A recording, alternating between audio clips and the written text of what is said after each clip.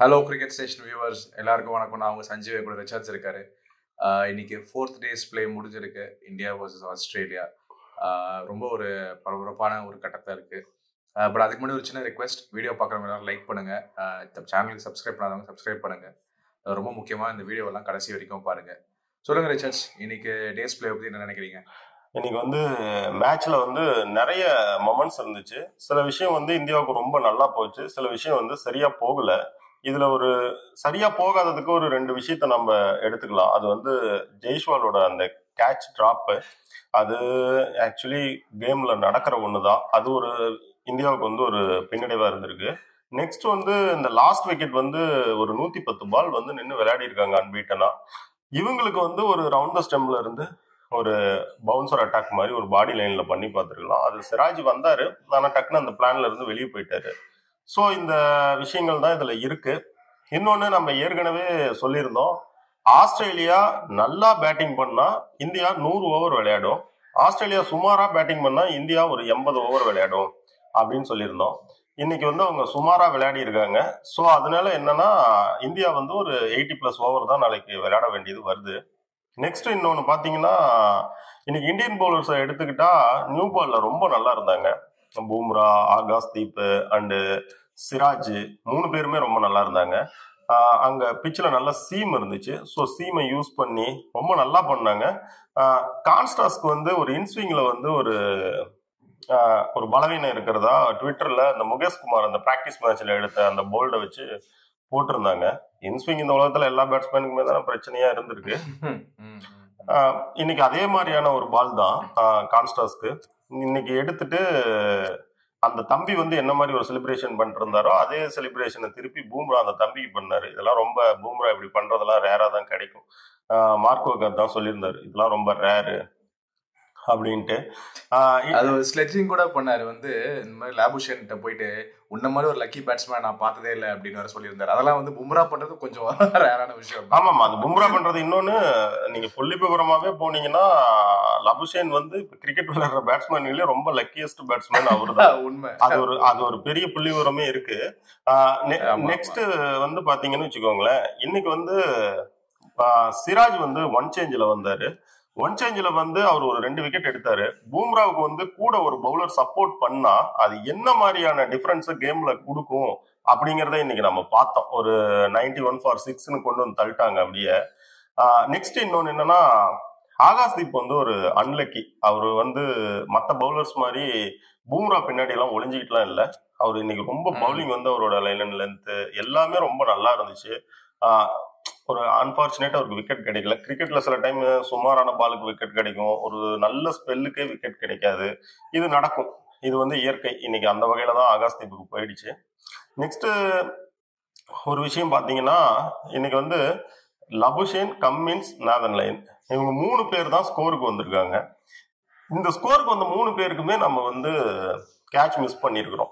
அதுதான் இன்னைக்கு இந்தியாவுக்கு ஒரு பெரிய பின்னடைவை கொடுத்துருச்சு. ஒரு விஷயம் நான் முக்கியமா சொல்லிடுறேன், 90% மேல இந்த மேட்சை ஜெயிக்கிற இடத்துல இருந்து இந்தியா வெளில போயிட்டாங்க. அதுதான் உண்மை. 2வது, ஆஸ்திரேலியாவுக்கும் அதுதான் வேணும். அவங்க தோக்குற இடத்துல இருக்கக்கூடாது. ஒண்ணு டிரா ஆனா பரவாயில்ல, இல்லைன்னா நாங்க ஜெயிக்கணும். காரணம் என்னன்னா, ஒரு செகண்ட் டெஸ்ட்ல இருந்து இது வரைக்கும் பாத்தீங்கன்னா ஒரு 11 இன்னிங்ஸ் அப்படின்னு நீங்க கணக்கு வச்சிருக்கீங்கன்னா, அந்த 11 இன்னிங்ஸ்ல அவங்க தான் இந்த சீரீஸை டாமினேட் பண்ணிருக்காங்க. அப்படி டாமினேட் பண்ணிட்டு ஒரே ஒரு சின்ன தப்பான முடிவு எடுக்கிறதால இனி இந்த சீரீஸே ஜெயிக்க முடியாதுங்கிற இடத்துக்கு அந்த டீம் போயிடும். தோத்து அப்படின்னா அது அவங்களை ரொம்ப அஃபெக்ட் பண்ணிடும். ஒரு 2-3 மாசத்துக்கு கூட அது அவங்களுக்கு ஒரு பெரிய மன உளைச்சலை கொடுக்குற விஷயமா மாறிடும். ஆஸ்திரேலியா அப்படி முட்டாள்தனமான முடிவுகளை பெரும்பாலும் எடுக்க மாட்டாங்க.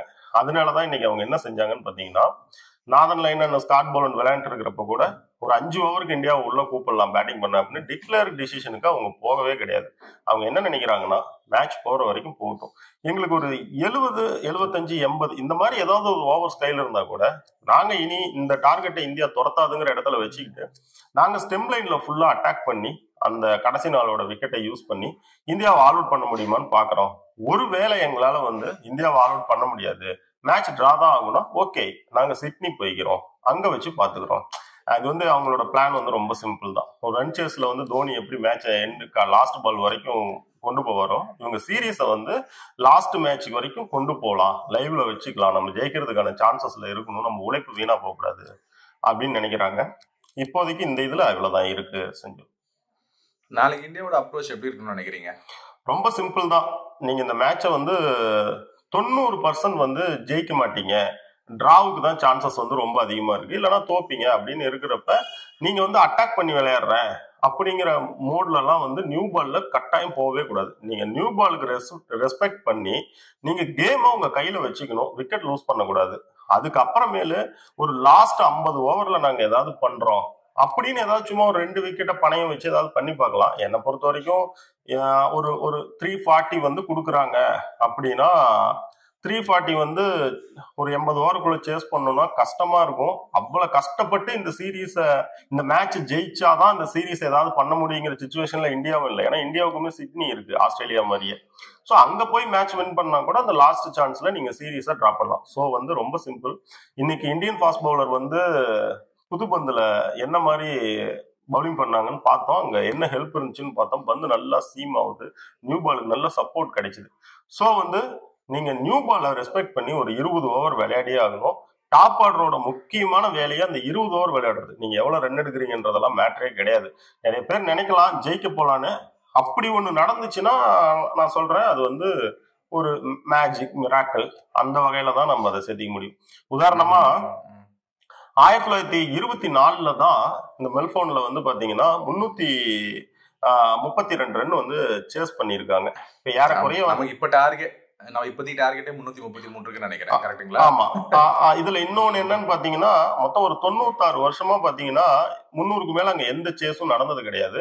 இன்னொன்னு இப்ப நீங்க இந்த மாடர்ன் டே கிரிக்கெட்ல ஒரு 2000 தாண்டி வந்தீங்கன்னா 231 ரன் தான் அதிகபட்சமா அந்த கிரவுண்ட்ல இங்கிலாந்துக்கு எதிராக சேஸ் செய்யப்பட்ட ஒரு டார்கெட்டா இருக்கு. அது வந்து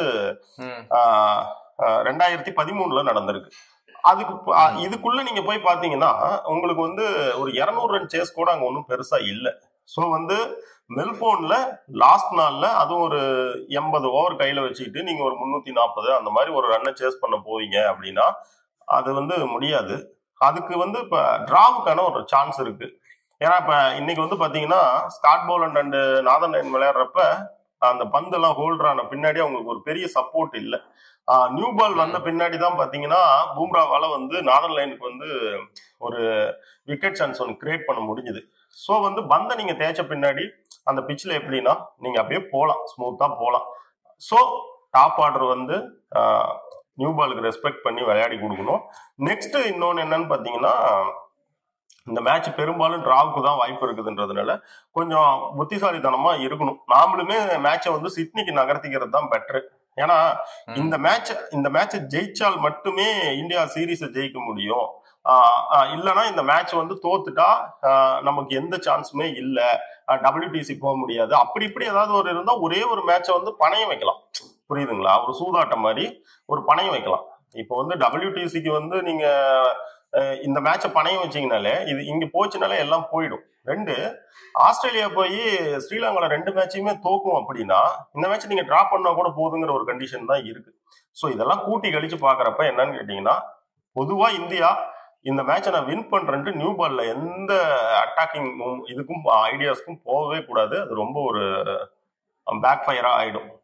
நியூ பால் ரெஸ்பெக்ட் பண்ணி விளையாடுங்க. அதுக்கப்புறமேல் சிச்சுவேஷன் ஒரு லாஸ்ட் 50 ஓவர் ஏதாவது பண்றேன்னா அதுவுமே நியாயமா இருந்தா பண்ணலாம், இல்லைன்னா பெரும்பாலும் நீங்க டிராவுக்கு ஆடுறது தான் கரெக்ட். அவ்வளவுதான் சார். இதுல ஒரு முக்கியமான விஷயம் என்னன்னு பாத்தீங்கன்னா இன்னைக்கு விராட் கோலி வந்து உள்ள வந்து கேப்டன்சி எல்லாம் பண்ணிட்டு இருந்தாரு. பாக்குறதுக்கே ஒரு நல்ல விஷயமா இருந்துச்சு. இந்த மேட்ச் சம்பந்தமா நீங்க இதுல பார்த்ததுல உங்களோட ஐடியா என்ன செஞ்சு இந்த மேட்ச்ல? இல்ல அதுதான் இப்போ என்னோட கருத்து கேட்டீங்கன்னா நீங்க சொன்ன அந்த கடைசி பாயிண்ட் தான் நான் கொஞ்சம் டச் பண்ண நினைக்கிறேன். விராட் கோலி வந்து இப்போ நம்ம வந்து கேப்டன்சி எடுத்துக்கும் போது யாருமே வந்து ரோஹித் சர்மா சொல்லியிருக்க மாட்டாங்க நீ சரியா விளையாடல அப்படின்லாம் அதுவும் சொல்லியிருக்க மாட்டாங்க. கரெக்டுங்களா? நீங்க கூட அந்த பாயிண்ட்ல வந்து முதலே சொன்னீங்க. ஆனா அதை தாண்டி கோலி வந்து ஒரு சீனியர் பிளேயரா தன்னை கருதி ஒரு முன்னாள் டெஸ்ட் கேப்டனா கருதி தானே ஒரு இனிஷியேட்டிவ் எடுத்து அப்படி பண்ணிருக்காருன்னு தான் ஃபீல் ஆகுது. சரிங்களா? நாம இதை ஜெயிச்சே ஆகணும் அவரோட ஓன் இனிஷியேட்டிவா படுது.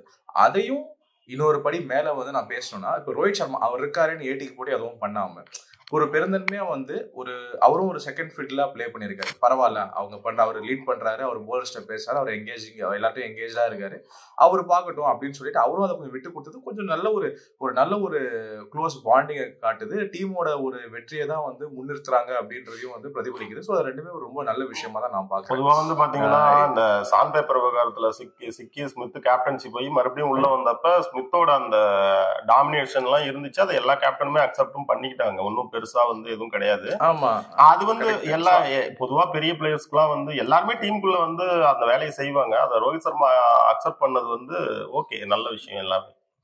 ஆமா, கரெக்ட், நல்ல விஷயம். அப்புறம் மேட்ச்க்கு இன்னைக்கு வரும்போது வந்து பாத்தீங்கன்னா அந்த 3 கேட்ச் நம்மள பெருசா ஹர்ட் பண்ணிருக்கு. அந்த 3 கேட்ச் வந்து பிடிச்சிருந்தாங்க அப்படின்னா நம்ம கிட்டத்தட்ட அவங்க 150 ரன்குள்ளேயே தூக்கியிருப்போம். 250 ரன் டார்கெட் இருந்து ஒரு ரியலிஸ்டிக்கா அச்சீவ் பண்ற ஒரு விஷயமா தான் நம்ம பார்த்திருப்போம். இன்னைக்கு டேஸ் பிளேல வந்து ஒரு 40 ரன் அடிச்சிருக்காங்களா, இல்ல 50 ரன் அடிச்சிருக்காங்களா, ஒரு 2-3 விக்கெட்டை பொறுத்து நாளைக்கு எந்த பேட்ஸ்மேன் இருக்காங்க, இல்ல நைட் பேட்ஸ்மேன் உள்ள வந்து அவுட் ஆனாங்களா, அதெல்லாம் வந்து நம்ம பார்த்து டீமோட வந்து ஒரு எந்த பொசிஷன்ல இருப்பாங்க, யாருக்கு விக்டரின்னு நம்ம வந்து பேசியிருந்திருக்கலாம். புரியுதுங்களா? ஆனா வந்து இப்போ வந்து நான் இதை எப்படி பாக்குறேன்னா, அந்த சான்ஸ் முடிஞ்சு போச்சு. நம்ம வந்து ஒரு என்ன சொல்றது, ஒரு பவர்ஃபுல்லான சிச்சுவேஷன்ல நம்ம இல்ல. ஆனாலும் இந்தியாவுக்கு நான் இது வந்து ஒரு மாரல் விக்டரின்னு தான் சொல்லுவேன். எந்த விதத்துலனா, இன்னைக்கு வந்து பேட் கமின்ஸ் வந்து டிக்ளேர் பண்ணிட்டு இந்தியாவை வந்து நீங்க ஆடுங்க அப்படின்னு சொல்லாததே வந்து நான் வந்து ஒரு விக்டரியா தான் பாக்குறேன் இந்தியாவுக்கு. சரிங்களா? இப்போ வந்து அவங்க வந்து ஒரு கான்ஸ்டாஸ் வந்து அதே மாதிரி 50-60 ஃபாஸ்டா இந்த ரிவர்ஸ் ஸ்வீப், ரிவர்ஸ் ஸ்கூப் எல்லாம் அடிச்சு வந்து ஒரு 50-60 டக்குன்னு கூட வந்து இந்த ஹெட் வந்து அவரு ஸ்மித் அப்படி ஆளுக்கு ஒரு 50 போட்டு டக்குன்னு ஒரு 350 ரன் 400 ரன் டார்கெட் வச்சிருந்தாங்க வச்சுக்கோங்க இந்தியாவுக்கு. நீ 10 ஓவர் ஆடு, நீ என்ன ஆடுன்னு பாக்குறேன், நான் ரோஹித் சர்மாவையோ இல்ல ஜெய்ஸ்வாலையோ நான் தூக்க பாக்குறேன் ஓப்பனிங் அப்படின்னு சொல்லி ஏதாவது ஒரு பிளான் வச்சிருந்தாங்கன்னா அது நமக்கு வேற மாதிரி போய் முடிஞ்சிருந்திருக்கலாம். பட் அவங்க கமின்ஸ் அவ்வளவு டிஃபென்சிவா போயிட்டு இல்ல இப்ப இவங்க ஆட தேவையில்லை, நம்மளே ஆடுவோம், எவ்வளவு ரன் வருதோ லாபம் தான், நாளைக்கு வந்து ஒரு 70 ஓவர்ல தூக்க பாக்கலாம்னு சொல்றதே வந்து என்ன பொறுத்த வரைக்கும் நம்ம ஒரு மாரல் விக்டரியா தான் எடுத்தோம். ரொம்ப சிம்பிள். நீங்க வந்து என்னன்னா கம்மி ஓவர் விளையாடுறது இந்தியாவுக்கு நல்லதுதான்றீங்க. ஆமா, நானும் நீங்க சொல்ற அதே அப்ரோச்ல தான் இருக்கேன். டிராக்கு தான் வந்து இந்தியா போகணுன்றதுதான் என்னோட மைண்ட் செட்டும் இருக்கு. உண்மையா சொல்லணும், அதுக்கு ஒரு முக்கியமான பாயிண்ட்டும் நாளைக்கு நான் வச்சிருக்கேன். இப்போ ஃபார் எக்ஸாம்பிள் நாளைக்கு காலை இப்போ நான் சொன்ன மாதிரி டக்குன்னு ஓப்பனர்ஸ் தூக்கிட்டாங்க, அவங்க ஃபுல்லா போடுறாங்க, கண்டிப்பா பால் சீமாவும் உள்ள வந்து இந்த மாதிரி இன்ஸ்பீக்கர் ஏதாவது போட்டு 2 விக்கெட் போயிட்டு நம்ம வந்து ஒரு டக்குனு ஒரு 3 விக்கெட் லூஸ் பண்ணிட்டோம் வச்சுக்கோங்களேன். என்னோட பாயிண்ட் என்னன்னா 5வதுல வந்து வாஷிங்டன் சுந்தரை நீங்க இறக்கணும். ஏன்னா இது வரைக்கும் வாஷிங்டன் சுந்தர் வந்து செஞ்சுரி அடிச்சதே கிடையாது. ஆனா அவர் அடிச்சது 96 இருக்கட்டும், 80 இருக்கட்டும், நேத்து அடிச்ச 50 இருக்கட்டும், ஒரு ஏறக்குறைய வந்து ஒரு 150ல இருந்து 180 பால் வரைக்கும் கன்சியூம் பண்றாரு அவரோட எல்லா இன்னிங்ஸ்க்குமே. உங்களுக்கு வந்து அங்க வந்து என்னன்னா அந்த டிராவுக்கு போறதுக்கு வந்து அங்க நின்னு விளையாடுறதுக்கு ஒரு பேட்ஸ்மேன் வேணும். ஆமா, நீங்க 80 ஓவர் நீங்க வந்து ஆடணும்னா அதுலயே உங்களோட ஒரு நம்பர் 5 பேட்ஸ்மேன் வந்து ஒரு 30 ஓவர் வந்து ஆட முடியும். 180 பால்ன்றது 30 ஓவர் நம்ம பேசிட்டு இருக்கோம். சோ உங்களோட ஒரு பேட்ஸ்மேனால வந்து நின்னு ஒரு அப்ளிகேஷன் ஷோ பண்ணி ஒரு 30 ஓவர் 25 ஓவர் கடக்க முடியும்னா நீங்க அவரை எவ்வளவுக்குள்ள மேல அனுப்பணுமோ அதை தான் நீங்க பண்ணி ஆகும். நீங்க டிராக்கு வந்து பாக்க அவரு நேற்று நாளைக்கு நீங்க 8வதுல அனுப்பிச்சீங்கன்னா அது அர்த்தமே இல்ல. அதாவது ரொம்ப சிம்பிள். என்னன்னு கேட்டீங்கன்னா இந்த டிராவுக்கு நீங்க விளையாடுறீங்க அப்படின்னா அதுக்கு யார் சரியா விளையாடுவாங்களோ அவங்கள நீங்க கொஞ்சம் ஆர்டர்ல அப் பண்ணுங்க அப்படின்றீங்க. ஆமா, கண்டிப்பா. இப்போ ஒன் டே வேற ஃபார்மேட் தான். பட் ஒன் டேல கடைசியில ஒரு 10 ஓவர் நல்லா அடிச்சிட்டீங்க, ரன் வரணும், ஒரு ஹிட்டரை முன்னாடி அனுப்புறது இல்லையா? அந்த மாதிரி நாளைக்கு நீங்க டிரா பண்ணணும்னு நினைக்கிறீங்கன்னா நீங்க சுந்தர் தான், இப்போ கோலிக்கு அப்புறம் நீங்க சுந்தர் தான் வந்தாகணும். நிதிஷ்குமாரா இருக்கட்டும், ரிஷப் பண்டா இருக்கட்டும், 5வது பொசிஷன் யாருக்கு வேணா உதந்தா இருக்கட்டும், நாளைக்கு சுந்தர் தான் 5வது இறங்கி ஆகணும். நீங்க டிரா பண்றதுக்கு வந்து முன் வந்துட்டீங்கன்னா இதுதான் நான் முக்கியமா பாக்குறேன். அண்ட் இன்னைக்கு போலிங்லயே பும்ரா வந்து பிரமாதமா போட்டாரு. அவர் வந்து எனி கிவன் டே இது வந்து ஒரு 5 விக்கெட் ஆல் மட்டும் இல்ல, இது வந்து ஒரு 7-8 விக்கெட் அவருக்கு ஊந்திருக்க வேண்டியது.